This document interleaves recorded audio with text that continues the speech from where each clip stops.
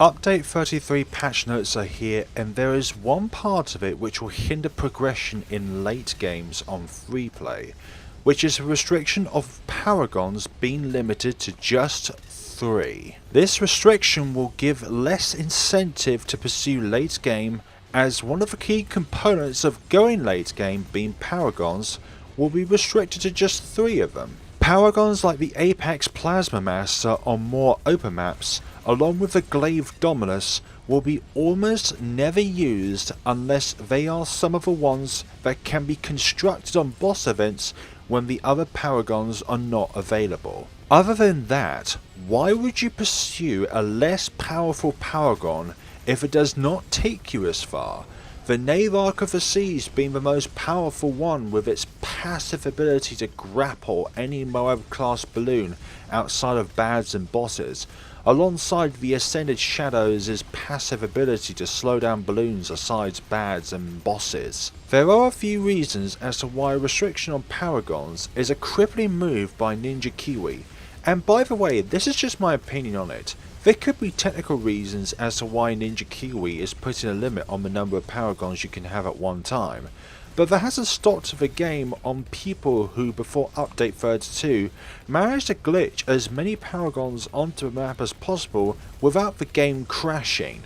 One reason why putting restrictions on Paragons is a crippling move is because it does not incentivize people to play late game past a certain point.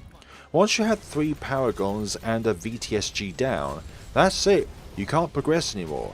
Your game is halted at around round 200 or a bit further when you can obtain 3 Paragons at level 100 on your own. Another reason is that in a game that you are battling against AI, the only restrictions that should be in place regarding Paragons are ones that are timed events like boss events.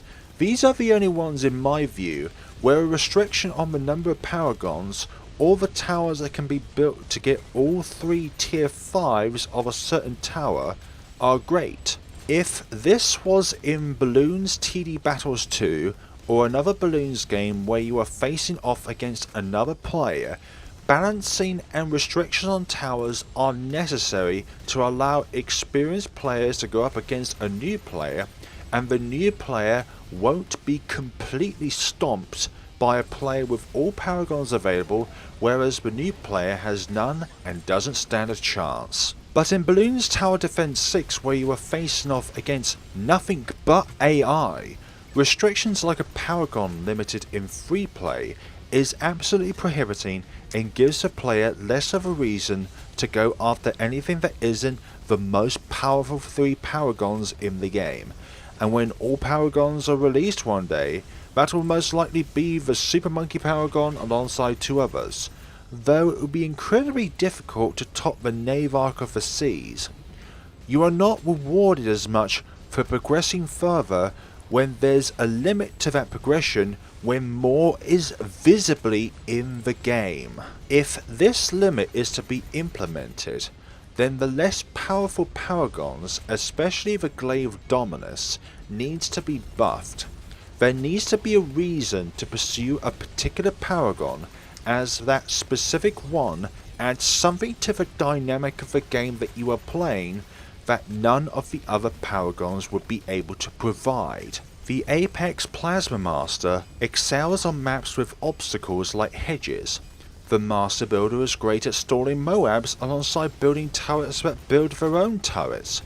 The Ascended Shadow is great with its passive ability and Moab popping power, while the Navarch of the Seas is pretty self-explanatory. Make the weaker Paragons better if there is a Paragon limit, or don't put a limit in place, Ninja Kiwi.